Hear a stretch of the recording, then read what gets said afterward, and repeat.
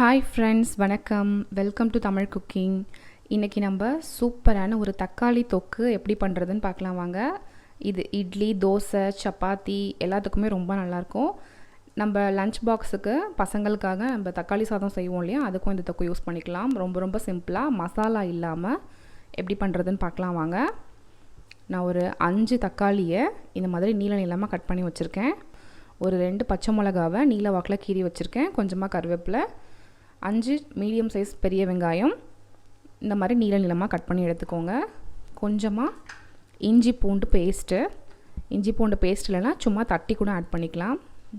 ஒரு 1/4 டீஸ்பூன் அளவுக்கு சேர்த்தா போதும். இந்த அளவுக்கு சேர்த்தா போதும். அடுத்ததாக நம்ம எப்பயும் தாளிக்க யூஸ் பண்ணுற மாதிரி கடுகு, உளுந்து, கடலைப்பருப்பு. உங்களுக்கு மசாலா வேணும்னா பட்டை, லவங்கம் இதெல்லாம் கூட ஆட் பண்ணிக்கலாம். நான் இன்றைக்கி மசாலாலாம் ஆட் பண்ணலை. சிம்பிளான தக்காளி தொக்கு தான் செய்ய போகிறேன். காரத்துக்காக தனி மிளகாய்த்தூள், மஞ்சள் தூள், பெருங்காயத்தூள் அவ்வளோதான். இப்போ நம்ம எப்படி பண்ணுறதுன்னு பார்க்கலாம் வாங்க. தக்காளி தொக்கு தாளிக்கிறதுக்காக நான் ஒரு 2-3 டேபிள் ஸ்பூன் அளவுக்கு தாராளமாக தேங்காய் எண்ணெய் ஆட் பண்ணுறேன்.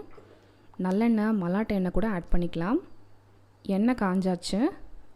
இதில் இப்போ 1/4 டீஸ்பூன் அளவுக்கு கடுகு, 1/4 டீஸ்பூன் உளுந்தம்பருப்பு,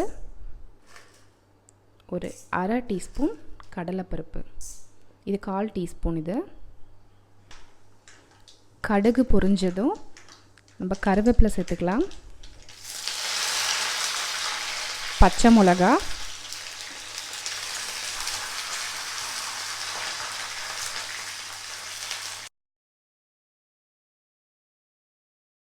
இப்போ நம்ம வெங்காயம் ஆட் பண்ணிடலாம்.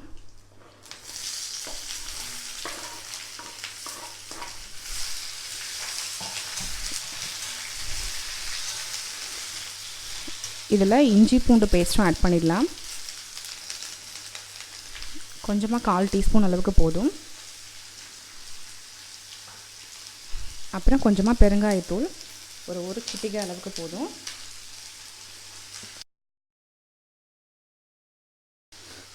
வெங்காயம் இந்த அளவுக்கு வதங்கினா போதும், ரொம்ப வதக்க தேவையில்லை.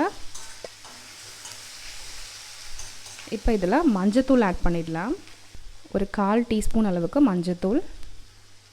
காரத்துக்காக 1 டீஸ்பூன் மிளகாய்த்தூள். ஏற்கனவே பச்சை மிளகாய் ஆட் பண்ணியிருக்கோம், அதனால் அதுக்கேற்ற மாதிரி பார்த்து காரத்தை அட்ஜஸ்ட் பண்ணிக்கோங்க.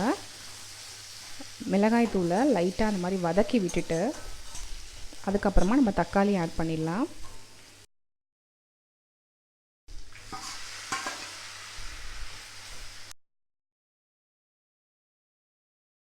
இப்போ இதில் தேவையான உப்பு ஆட் பண்ணிடலாம்.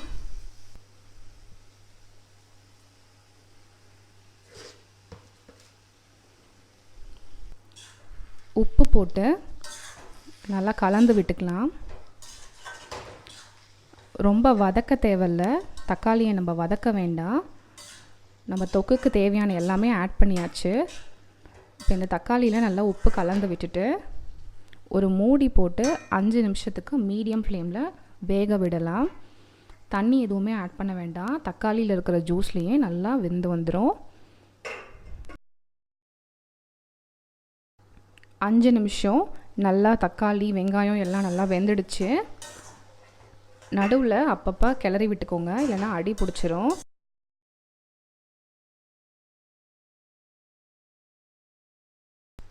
இப்போ ஓப்பன் ஃப்ளேமில் நல்லா சிம்மில் வச்சு ஒரு 2 நிமிஷத்துக்கு அப்படி திறந்துருக்கட்டும்.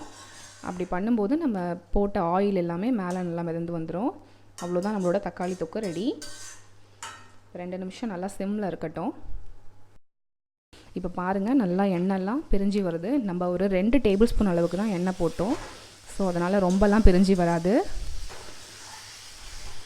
இன்னுமே இதில் எண்ணெய் ஆட் பண்ணிக்கலாம். நான் இதில் கம்மியாக தான் சேர்த்துருக்கேன். அவ்வளோதான், நம்மளோட தொக்கு ரெடி ஆகிடுச்சு. இப்போ இதில் நம்ம கொத்தமல்லி தழை தூவிக்கலாம்.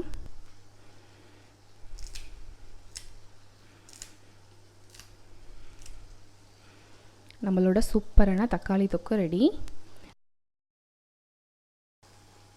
நீங்களும் இதே மாதிரி ட்ரை பண்ணி பாருங்கள். ட்ரை பண்ணி பார்த்துட்டு எப்படி இருந்ததுன்னு எனக்கு கமெண்ட் பண்ணுங்கள். மீண்டும் அடுத்த வீடியோவில் பார்க்கலாம். இது உங்கள் தமிழ் குக்கிங். தேங்க்யூ ஃபார் வாட்சிங். சேனலை மறக்காமல் சப்ஸ்கிரைப் பண்ணிக்கோங்க. பாய்.